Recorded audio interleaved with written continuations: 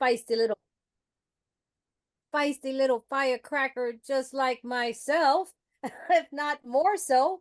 Matter of fact, passionate, excited, enthusiastic about recovery, has been through hell or high water and has stayed sober and continue to be of service and practice these principles in all our affairs. Oh, Lord of Jesus, have mercy. I'm excited to hear your experience, strength, and hope tonight, because I know you have a lot of it. So everybody, please help me welcome, I believe, my trudging buddy, uh, Katie Parker. Come on up.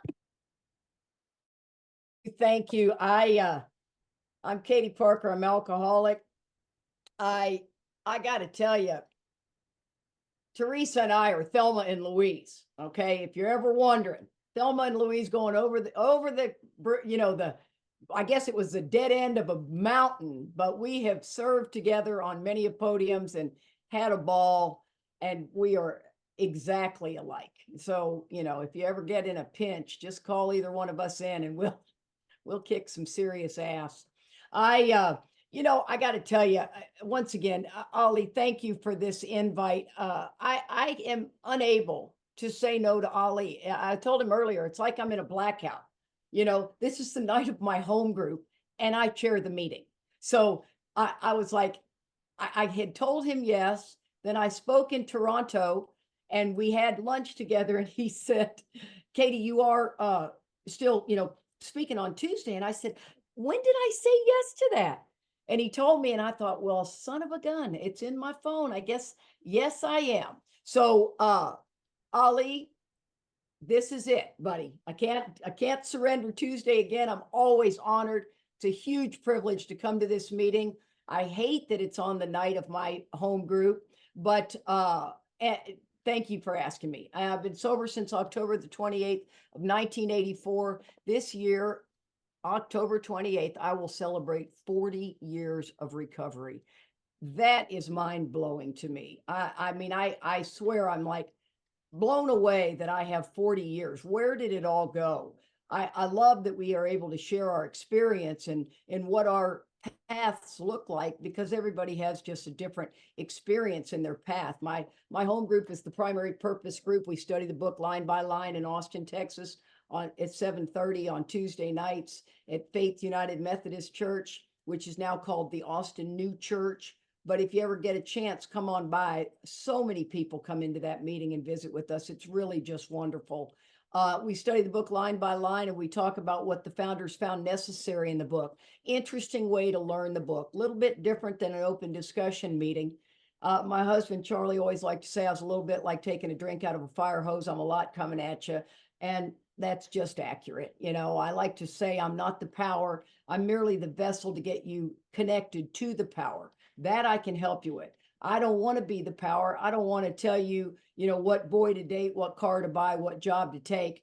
I do think I know what boy to date, but we'll leave it at that. And so the truth is I want to help you get connected to the power so the power can answer those questions.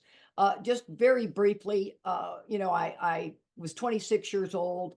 I chased a boy into the rooms of Alcoholics Anonymous. He had 6 years. I had a 5-year-old daughter who I absolutely love. My daughter with she was an anchor. That's how it was. I treated her like that. She just stood in the way of me and drinking. I was a single mom, and I know pitiful, incomprehensible demoralization. You can't help it when you look in the eyes of a kid when you're just drunk all the time, loaded all the time. And so I like to qualify by saying when I start, I can't stop, and I can't stop starting. It's interesting. I moved into this room, and a buddy of mine took a picture. He had me yesterday or day before I did another talk, and he took a picture of it. His daughter walked in, and it was up on the TV, and he said, "Dad, is that Miss Katie?"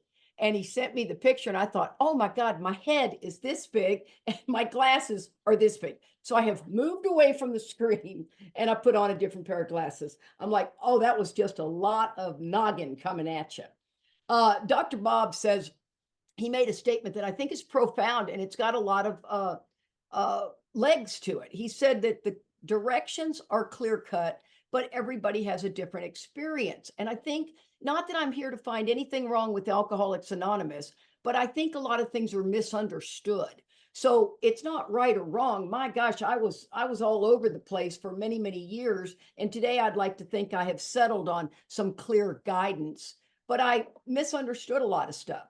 And I think sometimes people call me and they say, Katie, I was just wondering if you've ever had experience with this. And I understand what the purpose of that means. Sexual abuse as a child, physical abuse, those things are horrific.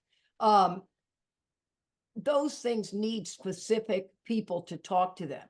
But the rest of life falls under a lot of what the book is telling us and what the guidance of the book is, right? That's all we need is the guidance of the book. So I don't have to have been divorced to talk to you about divorce. I don't have to have been fired to talk to you about fired. That's the kind of thing I think we get lost in. Spiritual growth comes like maturity. So in your 20s, you're bulletproof. In your 30s, you start trying to define your life. In your 40s, you start looking back and seeing what you think about it, which, by the way, I think I'm 66. The 40 decades were clearly the best. Not that 66 is not bad, but the skin I could just do without. So the so you got your 40s and your 50s, you start really chilling out. And in your 60s, you're looking back and it's not, life is just not a big deal most of the time. Well, spiritual growth comes the same way, except it comes in the fives. So I think it's 0 to 5, you have an experience. 5 to 10, you have another experience. 10 to 15, another experience. And what tends to happen is the gifts of sobriety take you away. So around double digits, 10 years, you will watch people crash and burn, and they don't know what's happening. They didn't pick up a managing their life so much that everyone is bugging the crap out of them. And what used to work at 3 years doesn't work at 5 years. What used to work at 5 years doesn't work at 10 years. And that's what I'm talking about. So, Mark was really big about saying, turn statements into questions. Ask yourself, has that been your experience, or have you just coasted since you were 5 years sober? I think it's necessary for spiritual growth to hit walls. This is an 11th step talk, which I love, because you gotta kind of uh, add on the front end of it before you jump into the 11th step, so you kind of understand what you're looking for. I think it's easier to get an alcoholic to stop drinking than it is to get one of us to quit playing God.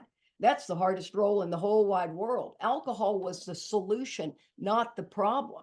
Alcohol is the only thing that treated the pain of living my life on self-will, self-reliance, right? It says you got to understand that third step. Once again, I took most of the steps off the wall. So it said, turn my will and my life over to the care of God as I understood him. That's the third step. Let's do it. Hit your knees. I didn't understand what the root of my problem was. It says in the third step that the first requirement is that Katie's got to be convinced that any life run on self-will can hardly be a success. On that basis, I'm almost always in collision with somebody or something, even though my motives are good. I'm like, what? Who would want to surrender self-will? I mean, I'm telling you what, if I laid out my whole life, you would go, no way. Yeah, yep, way. I left home at 15. The principal still let me go to school. I graduated. I cheated through school. I got jobs nobody thought I could get. It was unbelievable what I was capable of pulling off. And when somebody explained self-will, I'm not doing it. I'm just not doing it. You guys might need to, but I don't have the selfishness and self-centered you talk about, right? So the way self shows up behind a kind motive is, you hold a door for somebody, which apparently has become a male female thing. It's just common courtesy, people. It has nothing to do with who's holding the door. But you hold a door for somebody, you expect them to say thank you, or they just bust on through, and you're like, wow, what the heck was that? In traffic, you let somebody in, right? You give them the wave and come on in, and you expect one of these.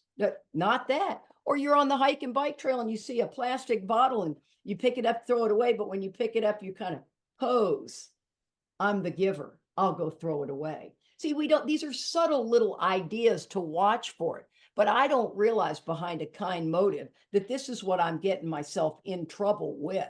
And the third step, what I call the second surrender, is selfishness and self-centeredness that we think is the root of our trouble, right? Do you believe that? I'm driven by so many forms of fear, it would be too difficult to figure it out, right? I don't think too much of myself or too little of myself. All I think about is me, right? Self-centered fear. I'm scared to death. I'm not get it. Now I'm scared to death I'm going to lose it. I never lost the fear.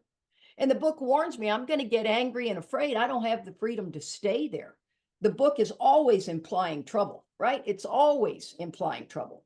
And it talks about those mere code of morals or better philosophy of life were sufficient to overcome alcoholism. Many of us would have recovered long ago. Somebody just saying, well, doggone it, I'm just not going to be as selfish. I'm just going to be a giver. And then before you know it, you're resentful at everybody. And the book is talking about a lot about different ways that it's not, it's a dilemma, right? Page 25 says, blot out our intolerable situation or accept spiritual help. Intolerable situation. Take a minute to think what's intolerable in your life. Crushed by a self-imposed crisis I couldn't postpone or evade. God's either everything or he's nothing. These are two very bad situations. And then page 133, the deliberate manufacturing of misery. God didn't do it, but when trouble comes, cheerfully capitalize on it so he can show his omnipotence. That is not a good day. You see, it's either it sucks here or accept God. They both don't look good when you're in trouble. If I need $200 by tomorrow, I'm not going to just go, boy, God can figure out how I can get that $200. I'm going to start pawning some stuff. And see, that's not good, bad, right, wrong. That's just something I have to look at. Now, granted, I'm older, I'm wiser, I've got a lot of spiritual work behind me. So when trouble comes, I can pause most of the time. Currently, with my current situation, having lost Charlie, I've not lost it, which is a big deal. But boy, have I wanted to in my head. I mean, what the verbiage in my head has been very challenging, and yet it hasn't come out. So I'm giving myself an A. Check. It, there's something that I like. There's a direct link among self-examination, meditation, and prayer. So you really can't talk about 11 without talking about 10, right? Because you got to know what you're taking into 11. Taken separately, they can bring much relief and benefit, but when they're interwoven, the result is an unshakable foundation of life. I like to talk briefly about, I think a lot of people do on awakening, because I did this myself. I talked to enough people in the country that it's a pretty majority. We just want to sit in prayer and meditation, read a couple of cool spiritual books, and then maybe do a 3-minute breath work and rock on. And that's a good practice, except that's a chicken soup for the soul type practice. The book is trying to get us to understand that I must take yesterday into today. I have to take the good, the bad, the right, the wrong into today. And in the 10th step, it talks about it's easy to let up on this spiritual program of action and rest on our laurels. Very easy. That's the only time it says something that's easy.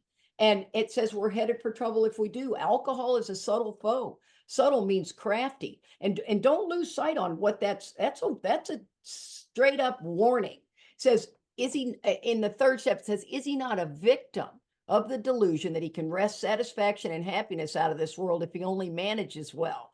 Well, victim is I'm tricked or duped by my delusional mind, and I can seize by force, right? Wrest that satisfaction about being right. People say, would you rather be right or happy? Well, first of all, I'd like to slap you when you say that when I got a big problem. But if you want to know the truth, I want to be right. And if happiness follows, lucky me. I mean, that's just being honest. Now, that's not what you see me do. I'm completely different when I'm showing up. But what's going on up here is a whole nother ballgame. And I love the word delusion. It says we're tricked. We're a victim of our own delusion. It says an impression that is firmly maintained despite being contradicted by what is accepted as reality, typically a symptom of a mental disorder. I mean, those are my people. That's all I can say. It says the 10th and 11th. Now think about this. The idea of watching for selfishness, dishonesty, resentment, and fear is much different than waiting for it to show up. This is a difficult practice. We're trying to get into watching the mind, right? Watch for resentment, dishonesty, selfishness, and fear. And when these crop up, so we're watching for it, not waiting for me to step on somebody's toes. This practice is so difficult. I encourage people to just do it for an hour. Don't go past an hour.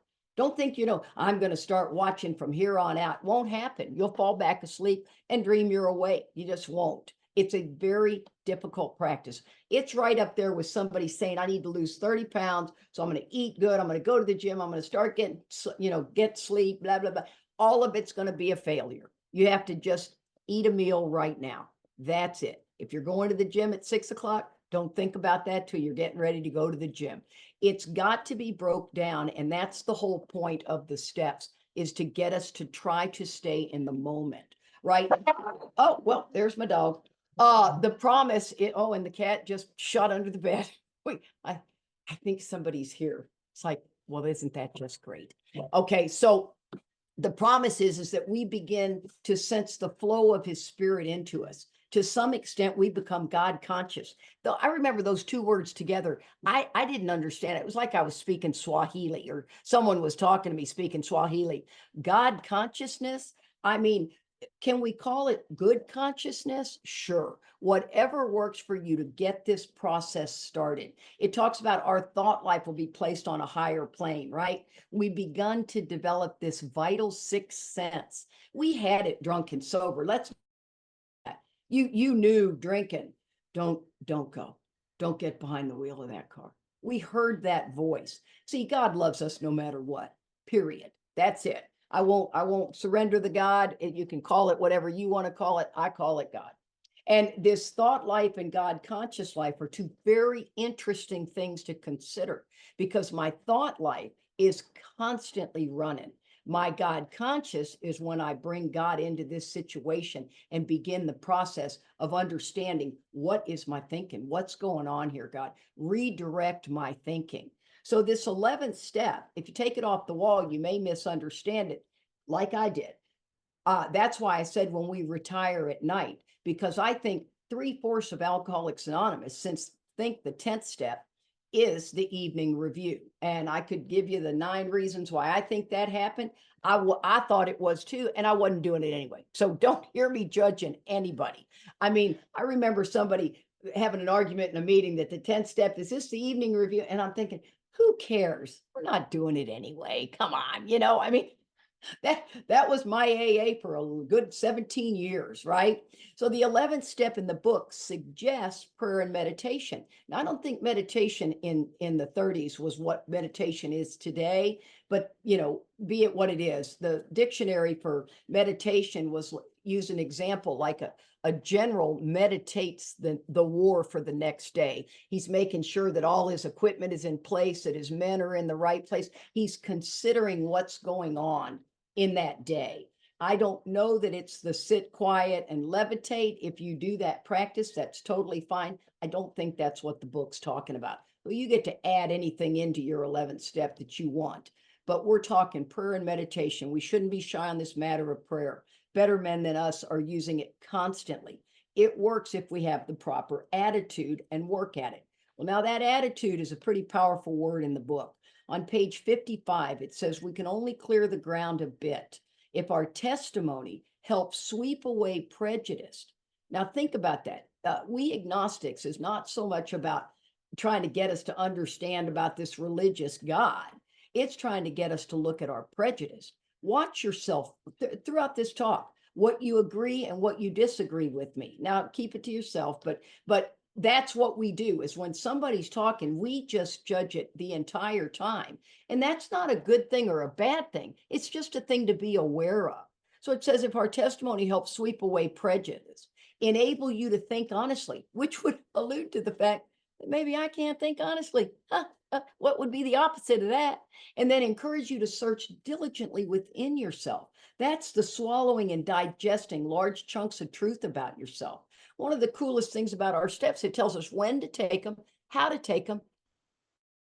I mean, this is a textbook. It's not designed to be sat down and read. It's designed to be studied and follow the directions. My buddy Blind Dave does this really cool thing with the 3-tier fountain. And the top tier is your evening review. Your second tier is on awakening. And your third tier is the 10th step, the drama of life, right? And the water comes out and it flows to the evening review. It goes into on awakening and it comes down to the drama of life. If you stick your finger in the hole where the water's coming out, everything stops, which tells you that the evening review, I think, is the most important thing to do. It just gives us too many questions that we have to stay accountable to. When we retire at night, we constructively review our day. Constructively is a powerful word. It doesn't just say we review our day. They want you to spend a little bit of time, 15 minutes. I think pen to paper is the magic that happens there. Don't underestimate pen to paper. This texting and apps and stuff, not a fan of it. And I will stand firm on that. As a matter of fact, don't even bring that to my attention. I disagree with it.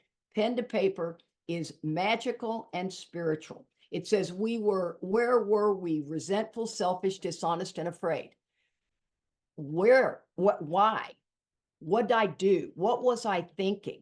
And I like to write just some one-liners about that, not just a yes or a no. Do I owe an apology? Maybe I do. You know, you don't want to fall on your sword all the time going back, cleaning stuff up. I'd like to do it in the moment. Have we kept something to ourselves which should have been discussed with another person? Right there is the 10th step, right? Did you do a 10th step?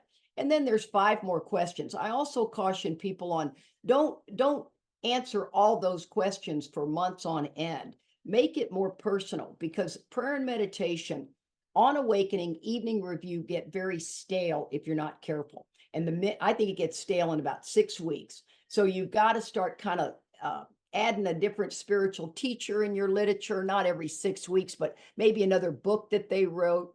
Start to read a paragraph, ask yourself what each line means to you. You must study these things. It's really, really something so personal. And I'm a huge fan of studying. I love Emmett Fox. I don't know why he spoke to me. Thomas Merton didn't touch me. Eckhart Tolle, not even close. But everybody's unique. So if they touch you, man, rock on, stick with them.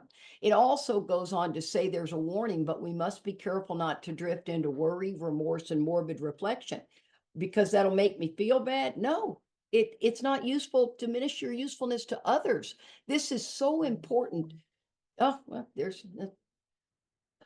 oh, there it goes. So this is where when it's just you, it's like, okay, it's me and the dog. The dog's gonna go have to answer the door. So then it talks about these corrective measures. God's forgiveness. We have to be careful not to just take that and go, God's forgiveness. So Sponsi and I were talking about that today.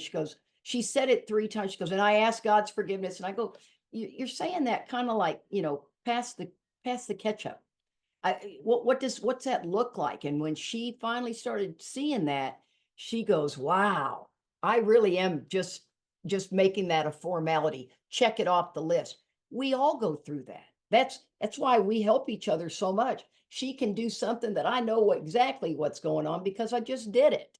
So we're looking for these corrective measures to take when we're doing this evening review. And then it says on awakening, right? So on awakening, it gives us clear-cut directions. And I like to start my on awakening. I caution you to be very careful not to look at your phone. I use the Insight Timer app, and I have to be very careful to just open it, and that's it. If I scroll the top down where it says who's emailed you, who's texted you, I'm dead in the water. Man, I miss that brief moment of time to not do anything but be me and God on awakening, 3-minute breath right then. And then it says we consider our plans for the day. I like to do 3 pads. Now, once again, I get to tell you my practice. You don't have to take it, but it's nice just to have something thrown out there for you to look at and consider. So I got the 1 pad that's my evening review that's going to have my corrective measures on it, right? And then I have a 2nd pad that is my to-do list, because I don't care who you are. If I think, oh my God, I got to remember to go by and get laundry detergent, that can derail my entire meditation. So I just put laundry detergent, set it aside, back to focus. So I have a to-do list over there to just get that stuff out of my mind so it's not bogging me down while I'm trying to get connected. And then my on awakening is I've turned it into love letters. So I write a love letter to God. It's the 2-way prayer concept that Bill Wigmore does a beautiful job at teaching. I've just condensed it for my own personal use, which I hope that's what you do with anything I suggest. Make it yours, because this is designed to be you and your creator. You got Hinduism, Buddhism, Judaism, Christianity, whatever you want. Throw yourself into it, mix it all up, get it all. I typically lean towards Christianity, but I love Michael Sawyer, I think it is, The Untethered Soul. It's all about spiritual principle, and spiritual principle to me is what it's all about. Spiritual laws have changed my life, and I don't have the time to read them, but in Emmett Fox Around the World with Emmett Fox, it's from January 26th, I believe, to the 31st, are all the laws, or you can email me and I can send them to you. I've got them typed up. So it's talking about these love letters to God. So I decide what I'm going to call God. I call God Father God. He calls me my child. Dear one, you can do whatever floats your boat. And you can say, dear spirit, whatever it is. And then I just start writing that love letter to God about my mind. And let me tell you something. I am in a challenging spot right now. It's a lot of things are going on in my life, very difficult decisions needing to be made. And I'm having a really tough time, and I'm in a very flat spot. That has not been the way it has since I lost Charlie, but right now that's how it is. And I'm definitely scared, but I know because I'm old enough and I've been sober long enough that I'm taken care of. But I'm just a little scared, and I've got to make some decisions, and I'm asking for an intuitive thought or decision, and then I'm relaxing and taking it easy during prayer and meditation, and this love letter's got it beautifully. And then when I'm out of the love letter, I typically read a piece of Emmett Fox. He just, like I said, he speaks to my soul. And, paragraph, go back through, ask yourself what each line means to you. That's how you study. Don't just read a page. You just read for knowledge. And then I write my love letter back from God. And he always, it's so profound. It's a completely audibly different voice. It is so clear, the voice of God. And I just let the pen write. I don't even think about it. And I have people do this practice. You can be blocked and you'll still hear the voice of God. And then after I'm done, I open Jesus Calling. I like to just open it to a page. I've never liked to follow April 2nd. So I just open it to a page, and he affirms exactly what I wrote. I mean, to the point to where by this point now, I'm crying. I'm so connected to my creator, even though I feel lost and hopeless at times. I'm still deeply connected because I don't ever surrender. 10th step on awakening, evening review. I don't surrender those, but it took me years to get into that. I don't have 2 kids running around. I don't have to be out the door at 6 a.m. There's a lot of things that come into your life that derail this stuff. So be easy on yourself. Don't be hard on yourself. Don't not do it. I don't care if you're at work and then you have 15 minutes for a coffee break. Go sit in your car, listen to some quiet music, try to connect the best you can. And then throughout the day, it's Charlie loved this phrase, pause.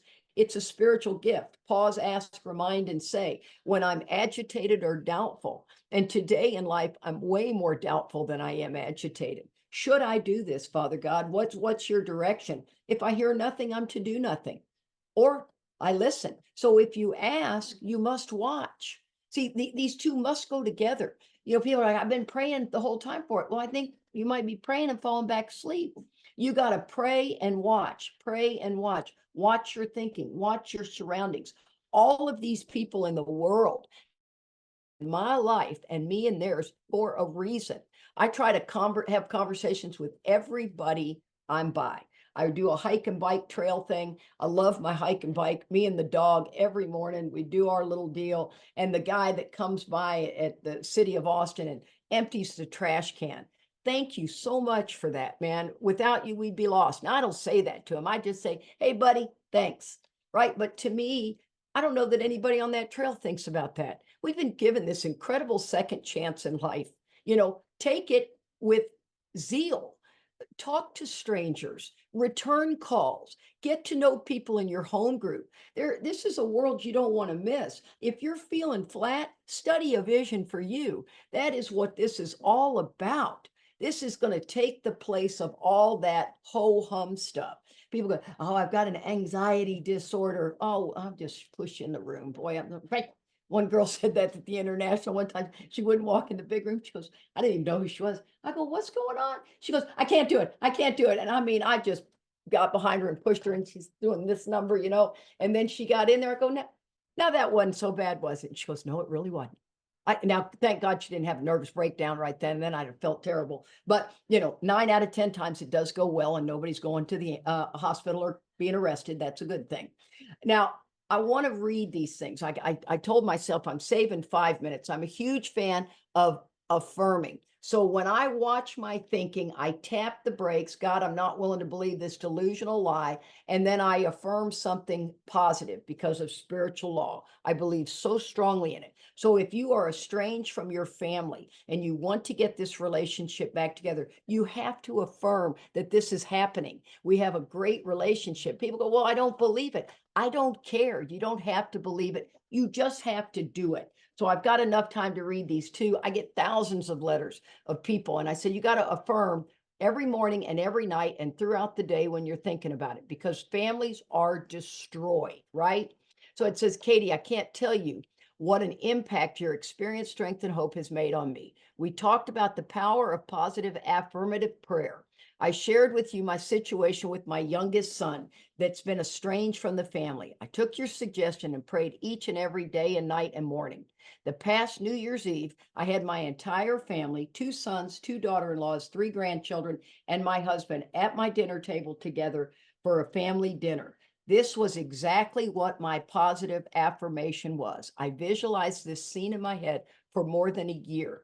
The event that led up to this were all God placed and centered in love. I used the counsel of others and let God take over. We are now a family again, and my husband and granddaughter and myself are going to Tucson in April for a visit. We were invited. Yes, there is still work to be done, but the door is open. In a short period, this happened in a year period of time. This is amazing stuff that happens. Families reunite. That's what this is all about, is families reuniting. This one was mind-blowing what happened. It says, I hear your description of positive prayer and wanted to start trying it. It started about 2 weeks ago. I was at the point of starting to do it in the morning and during my prayer and meditation time. Wait a minute, let me back up. To say my husband's ex-wife and I had a strained relationship would be the understatement of the year. She hated me and she had every right to. Now they're in a very small town. At 90 days sober, my husband and I got together when they were still married. Little bit of a problem there.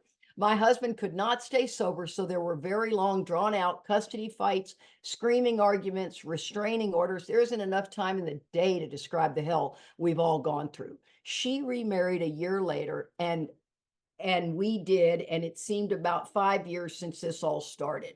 We are all in AA in a very small town, and they have refused to be a part of anything we are a part of, would not be at the same meetings, would not contribute to anything we were involved in, etc. I started the positive prayer 2 weeks ago, praying that we had a healthy relationship. We were able to talk about his 2 daughters. I could share experiences with the girl and with her, and we'd work together as a unit to raise the girl. Last Sunday, my husband got a call from his ex-wife asking for us to come and visit the girls at their house. We went, and her husband apologized for drawing a line in the sand with us, looking on us as evil, and realized the harm it was doing to everyone and the girls. They wanted us to all get together for everyone's sake, especially the girls. So they could see that we all get along. She and I exchanged emails all last week. She even called me on Sunday and asked if I would help her put together a little celebration for 2 women in AA. It absolutely brings me to tears every time I think about it. This has been a huge, huge struggle in my life for the past 5 years, and God wiped it out in 2 weeks. The power of God is just absolutely mind-blowing. I know we still have a journey ahead, but this is a great beginning. I just needed to share my miracle with you. Please keep doing what you're doing. You are touching countless lives, lives of little girls who don't even know who you are. Thank you. I'm telling you guys, this is a simple, simple practice that yields unbelievable things. You won't believe it. I'm never going to ever be able to speak to my sister again. She hates me. I get it. We're going to affirm that you guys have amazing relationship. The law of substitution and the law of subconscious activity are in effect. See, when there's turbulence in your mind, it's very muddy waters. But when it's calm, it's much clearer and you can see. You start to bring a different place. in our book, it says, when Evie was talking to Bill, my friend promised that these things were done, I would enter upon a new relationship with my creator. What a great thing, right? That I would have the elements of a way of living which would answer all my problems. Belief in the power of God, plus enough willingness, honesty, and humility to establish and maintain the new order of things were the essential requirements. I say thank you, God, and thank you, Bill Wilson. It's been a real honor and a privilege. Thank you for having me.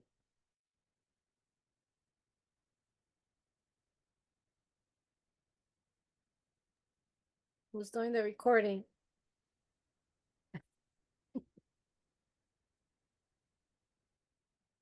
Hey, thank you, Teresa. Thank you so much for a beautiful share, Katie. John, alcoholic. V, welcome in. Come on in. Hi, my name is Vonna. I'm an alcoholic. Let me see if I can turn my camera a little bit, I guess. Okay. Thank you for your share. Thank you for coming. Just real quick, I'm at that 5 year to 6 year mark, and um, I'm at that place, where I just don't want to read anymore. I don't want to, um, I'm tired.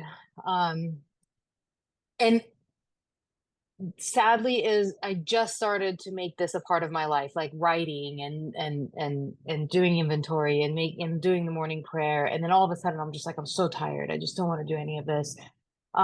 What was do you recall getting to that place and what it was that I guess pulled you out for you?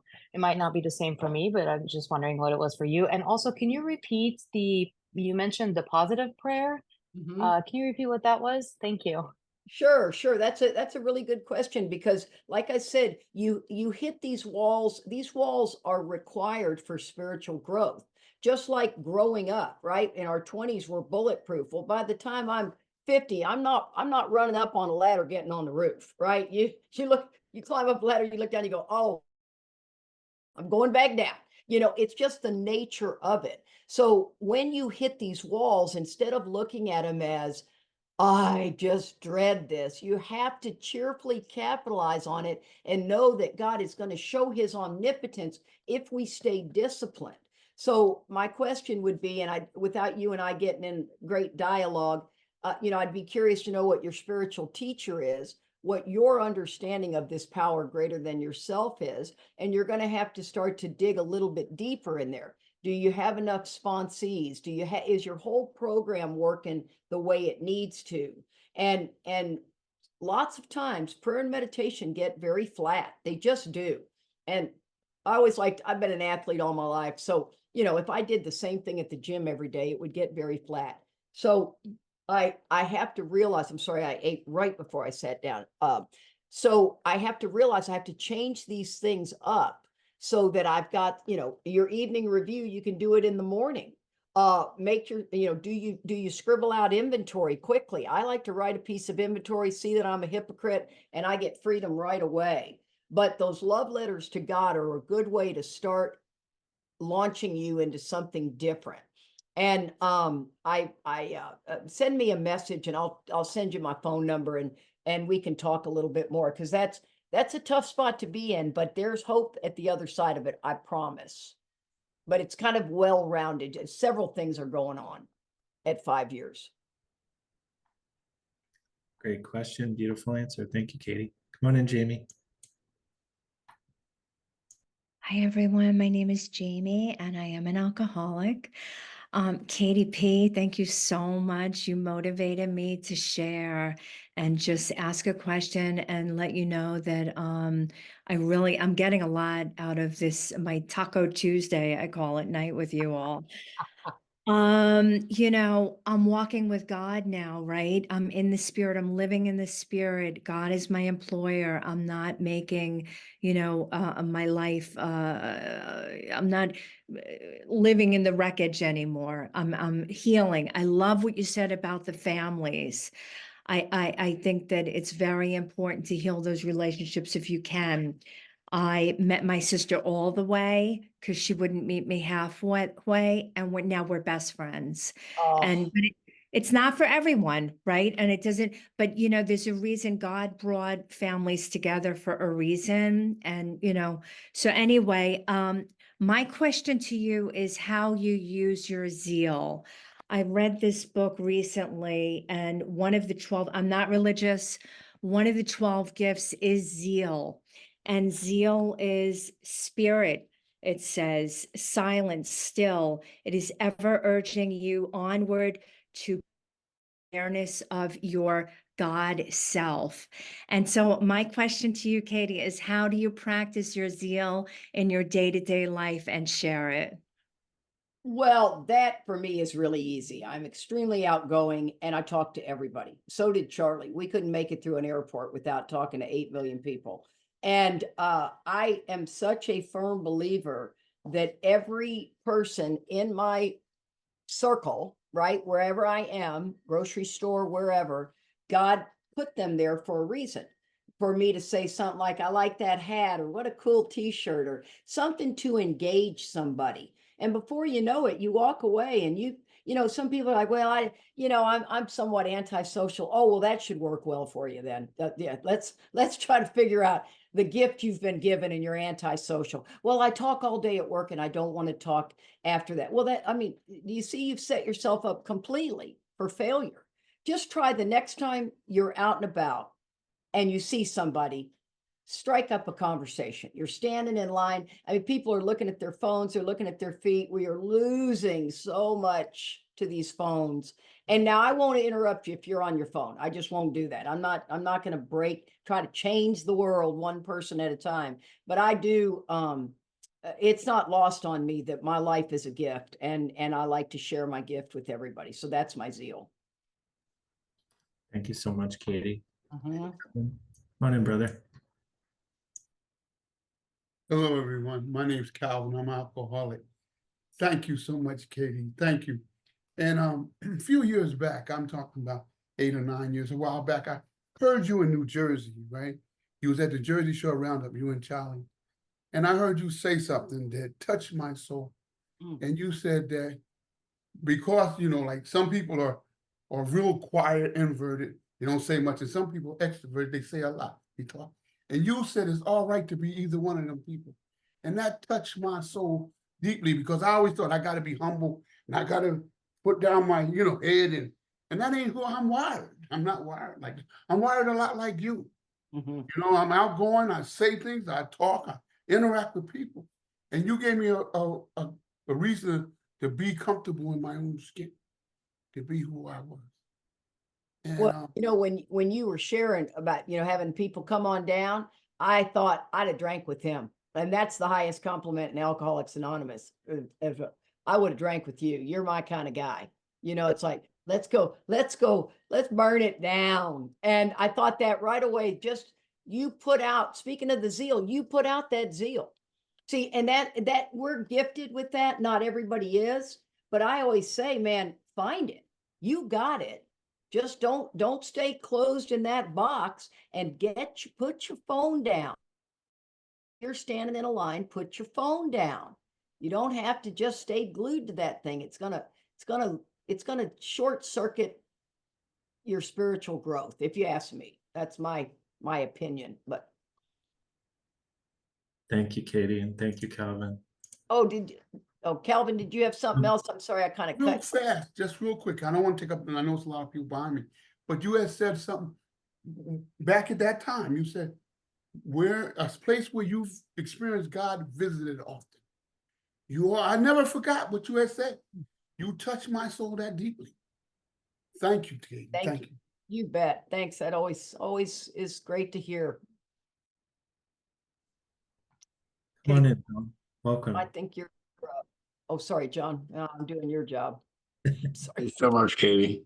I've heard you, Chris, and Charlie speak, and according to your talk, I think you'd have drank with any one of us, to be quite honest.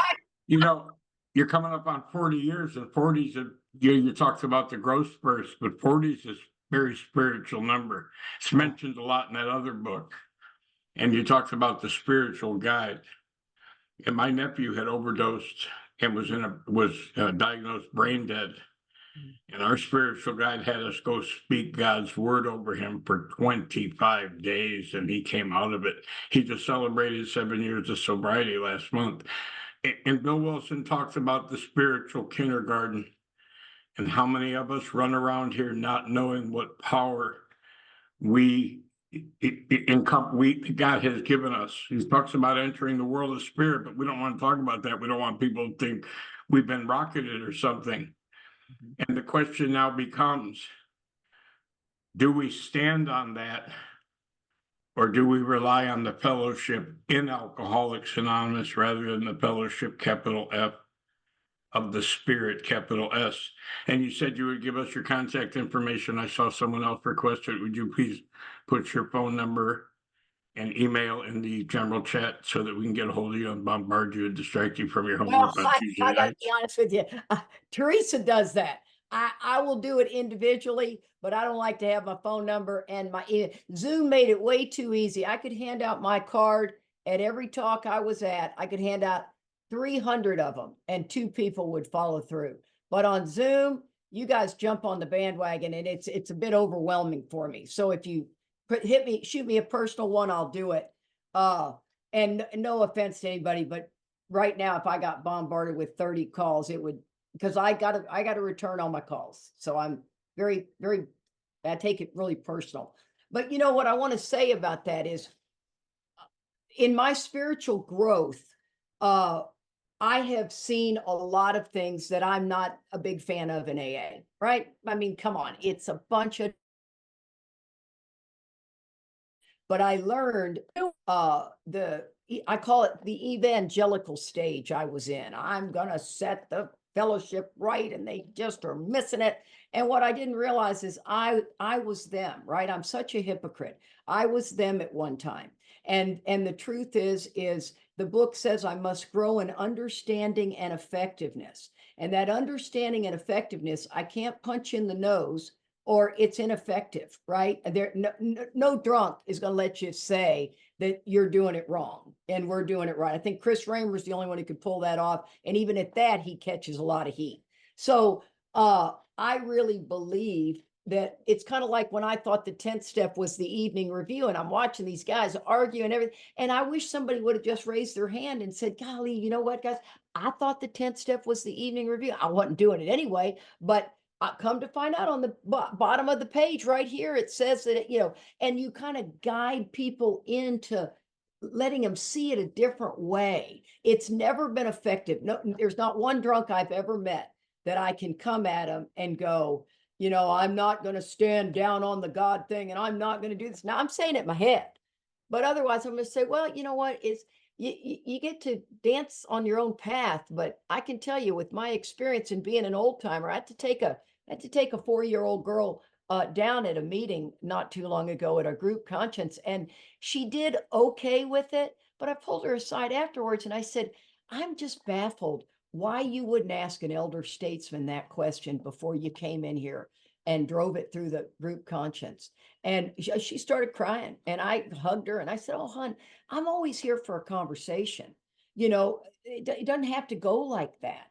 And that's what I think is the most important thing for us to do, is to show up as tolerant, kind, loving, and then guide that. And some fellowships, I'm just not meant to turn them around. And then I can positive prayer them into better existence. Oh, everybody's asking for my phone number.